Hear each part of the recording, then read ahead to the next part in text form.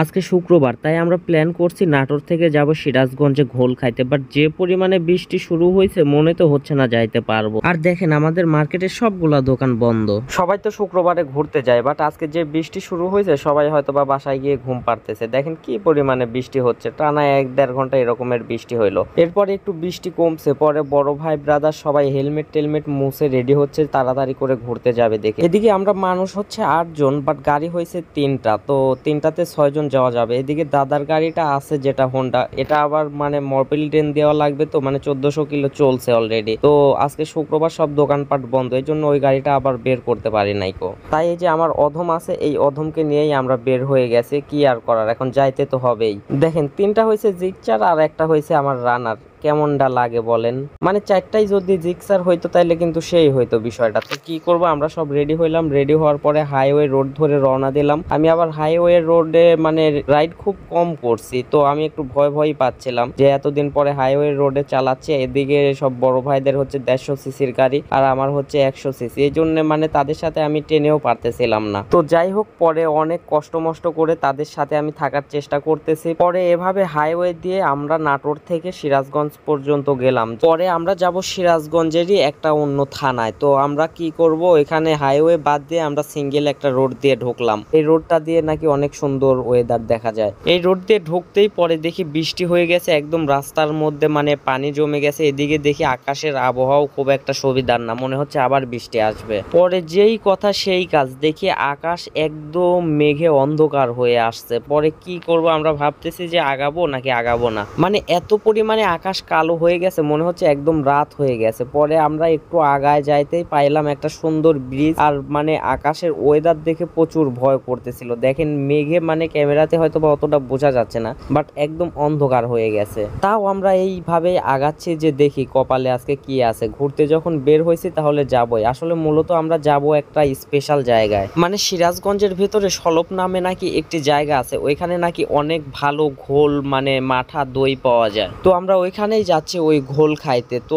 আকাশের অবস্থা দেখে মনে তো হচ্ছে না যাইতে পারবো, তারপরেও আমরা বুকে সাহস নিয়ে রাজপথে এগিয়ে যাচ্ছি। একটু আগাতেই ইতিমধ্যেই চলে আসলো বৃষ্টি। পরে বড় ভাইরা সবাই গাড়ি টাড়ি সাইড করে এখানে দাঁড়াইছি, নাইলে তো ভিজে যাব। সবার ভিতরে মানে জ্বলে পুড়ে যাচ্ছে যে শুক্রবারের একটা দিন ঘুরতে বের হইলাম আর এই দিনেই কি বৃষ্টি হওয়া লাগে। তাও মানে বের হয়েছি, তারপরে আবার আসছে বৃষ্টি। আমরা বের হওয়ার আগে বৃষ্টির পরে আবার রোদ বের হইলো, ভাবলাম যে আর মনে হয় বৃষ্টি আসবে না। আমরা যেখানে দাঁড়াইছি এই সামনেই আবার একটা ছিল চায়ের দোকান। এখানে 50 ইঞ্চি একটা টিভিতে মানে বাপ্পারাজের সিনেমা লাগাই দিছে। আর এই সিনেমা হলে মানে এত পরিমাণে লোক হয়েছে, মানে ছোটখাটো একটা সিনেমা হলেও এত লোক হয় না। আর এই টিভিতে আবার গান বাজতেছে যে আমার ভাগ্য বড় আজব কারিগর, মানে কেমনটা লাগে। আমরা আছি মানে এক যন্ত্রণার ভিতরে বৃষ্টি মিষ্টি নিয়ে, আর এখানে আবার ওরা গান শুনতেছে। পরে আমরা কি করব, গুড়ি গুড়ি বৃষ্টি পড়তেছে, এর মধ্যে আবার রওনা দিলাম। একটু যেতে না যেতেই আবার সেই জোরে বৃষ্টি আইছে। পরে আবার আমরা এখানে দাঁড়াইছি। দাঁড়ানোর পরে মানে সবাই দেখেন প্রায় মানে ভিজেই গেছি আমরা। এখন তো আবার মানে কেউ কেউ বলতেছে যে ভাই যাওয়া লাগবে না, চল এখন যতটুকু আইছি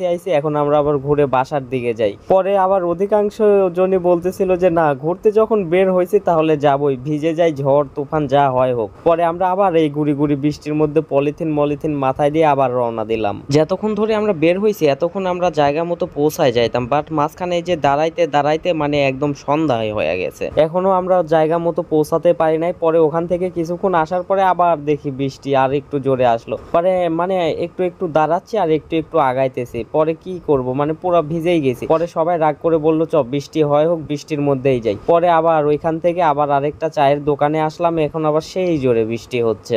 এখানে আমরা গাড়ি টাড়ি সাইড করলাম, আর সামনেই হচ্ছে একটা মানে রেল লাইন, এখানে হয়তো বা ট্রেন আসবে কিছুক্ষণের মধ্যেই। এই জন্য এই যে সামনে সব মানে রাস্তা আটকায় দিছে, ট্রেন আসবে তো যাতে কোনো গাড়ি ঘোড়া এখন না যায়। আর আমরা এই চায়ের দোকানে নাকি লেবু চা পাওয়া যায়, এই জন্য এখানে লেবু চা অর্ডার দিলাম। এই জন্য দোকানদার ভাই আবার লেবু চা বানাচ্ছে আমাদের জন্য। বৃষ্টিতে সবাই পুরো ভিজে গেছে, মানে একে তো বৃষ্টির পানি, তারপরে মানে বাতাসে সবার ঠান্ডা লেগে গেছে। এখন দেখি এই ঠান্ডার মধ্যে বৃষ্টির মধ্যে একটু কাঁপতে কাঁপতে চা খাওয়ার পরে যদি ভালো লাগে। পরে ইতিমধ্যেই ট্রেন চলে আসলো ঝকঝক করতে করতে। গরমের দিনে ঠান্ডা লেগে গেছে বৃষ্টিতে ভিজে, এদিকে বৃষ্টি পড়তেছে, এর মধ্যে আবার ট্রেন যাচ্ছে, মানে অসাধারণ একটা পরিবেশ। এরপরে হাতে পেয়ে গেলাম আমাদের লেবু চা, পরে আমরা লেবু চা খাইলাম, ভালোই লাগলো। আমাদের বাসা থেকে মোটামুটি আমরা 50 কিলোর মতো চলে আসছে, আর 10 কিলোর মতো গেলেই আমরা আমাদের কাঙ্ক্ষিত জায়গায় পৌঁছায় যাব, বাট বৃষ্টি মানে যাইতেই দিচ্ছে না আমাদেরকে। পরে আমরা ওখান থেকে চাটা খাওয়ার পরে ঝমঝমা বৃষ্টির মধ্যেই এক টান দিয়ে চলে আসছে এখানে যে আজকে যাবই যাব। আসার পরে আমরা গাড়ি টাড়ি সুন্দর করে পার্কিং করে রাখলাম, রাখার পরে এখন যাব আমরা ঘোল খাইতে। এখানে বৃষ্টি পড়তেছে, মাঝখানে রেল লাইন, আর ওই যে ওই পাশে যে দোকানগুলো দেখা যাচ্ছে এগুলাই হচ্ছে ঘোলের দোকান। পরে আমরা চলে আসলাম ঘোলের দোকানে। আসার পরে সবাই মানে টিস্যু দিয়ে মাথা টাথা মুছতেছে, সবাই তো একদম মানে ভেজা কাওয়ার মতো ভিজে গেছে, কাওয়া বলতে কাক। এরপরে যেভাবে পারে টিস্যু মিশু দিয়ে হাবি জাবি দিয়ে মাথা টাথা কোনো রকমের মোছাই নিল। আর এই দেখেন আমাদের হেলমেটের কি করুণ অবস্থা। আর এই দোকানের নাম হচ্ছে সলভ ঘোল ঘর, আপনারা চাইলে আসতে পারেন। এই যে এটার ঠিকানা সলভ স্টেশন বাজার, উল্লাপাড়া, সিরাজগঞ্জ। এরপর এই দোকানের এক কাকাকে বললাম আমাদের জন্য ঘোল দিতে। আমরা আসছি টোটাল 8 জন, তো 8 জনের জন্য ঘোল দিতে বললাম। এই জন্য কাকা ঘোল বানানোর প্রসেস শুরু করলো। প্রথমে হচ্ছে শুকনা মুড়ি দিল, শুকনা মুড়ি দেওয়ার পরে এখানে একটা বাটিতে চিরা ভেজানো আছে, পরে এখান থেকে ভেজা চিরা উঠায় উঠায় সবগুলা বাটির মধ্যে দিয়ে দিল।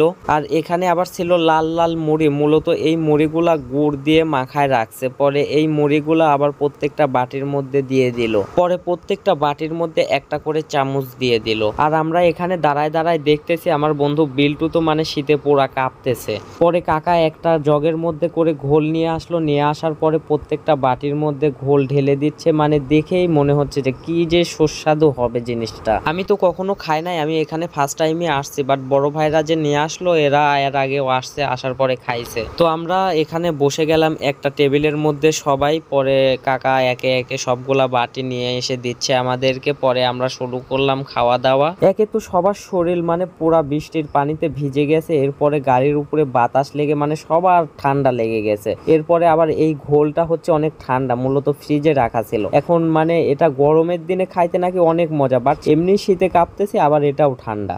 আর এই ঘোলগুলা এই বোতলের মধ্যে করে করে অনেক দূরে দূরে যায়, এই জেলার বাহিরেও। পরে সবাই যার যার মতো বোতলে করে পার্সেল করে নিল বাসার জন্য, বাট আমার তো বাসায় বউ নাই, তাই আমি পার্সেলও করে নেই নাই। এখানে আমাদের ব্যাংকার বড় ভাই এখন রওনা দেব, তাই জন্য বুকের মধ্যে মানে একটা পলিথিনের বস্তা ঢোকায় নিচ্ছে, যাতে বাতাস লেগে ঠান্ডা না লাগে, পুরা শরীর তো ভেজা। আর আরেক বড় ভাই আবার এই ঘোলের দোকান থেকে একটা বড় দেখে পলিথিনের বস্তা চায় নিছে। এখন মানে এই পলিথিনের বস্তা দিয়ে পুরা রেইনকোটের মতো বানায় নিছে। এটা দেখে তো আমরা মানে হাসতে হাসতে সবাই মনে হচ্ছে অজ্ঞান হয়ে যাব, অনেক বেশি মানে হাসছি আমরা এই জিনিসটা দেখে। মানে আমরা জানিই না যে উনি আবার ওই দোকান থেকে পলিথিন চায় নিয়ে আসছে, মানে অনেক বড় একটা পলিথিনের বস্তা নিয়ে আসছে। পরে এটা গায়ের মধ্যে ঢোকায় রেইনকোট বানায় নিছে। পরে আমরা ওখান থেকে বের হয়ে আসলাম একটা ব্রিজের উপরে, এই ব্রিজ দিয়েই মূলত আমাদের যাইতে হবে। আর এই ব্রিজটা মানে রাত করে বোঝা যাচ্ছে না, এটা নাকি অনেক সুন্দর একটা জায়গা। এই জন্য আপনাদেরকে দেখানোর জন্য আমি আবার ভিডিও বাদ দিয়ে নাইট মোডে কয়েকটা ছবি উঠায় নিলাম।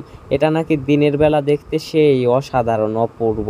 পরে আমরা দেরি না করে, রাত হয়ে গেছে, তাই রওনা দিলাম হাইওয়ে রোড দিয়েই। আর আমরা ওই সিঙ্গেল রোড দিয়ে যাব না, এখন সরাসরি হাইওয়ে দিয়েই চলে যাব। বাট আমি হাইওয়ে রাইড কখনো করি নাই, তো এই জন্য মানে আমি একটু ভয় ভয় পাচ্ছিলাম। তাও আবার বৃষ্টি, আবার আমার ছোট গাড়ি, মানে বড় ভাইয়ের গাড়িটা নিয়ে আসতে পারলে ভালো হইতো, বাট গাড়িটা আজকে আর নিয়ে আসা যায় নাই, কারণ আজকে একে তো শুক্রবার, মানে মোবিল ডেন দেওয়ার মতো কোনো পরিবেশই নাই। এরপরে আমরা দোকানে চলে আসলাম, আর ভিডিও টিডিও করি নাই, অনেক বৃষ্টি হচ্ছিল। দেখেন হাত পায়ের অবস্থা, আর হাত দেখেন মনে হচ্ছে কয়দিন যে পানির মধ্যে ভিজায় রাখা হয়েছে। এরপরে দোকানে এসে আমরা গরম গরম চা খেয়ে নিলাম। আর এখন রাত বেজে গেছে মোটামুটি 11টা, আর আমার গাড়ির অবস্থা দেখেন পুরা কাদা দিয়ে একদম সাদা হয়ে গেছে। গাড়িটা সকালবেলা ওয়াশে দিব, এখন কি করব, মানে অনেক ক্লান্ত, এখন আমি ঘুমায় পড়বো, তাই বাসায় চলে আসলাম।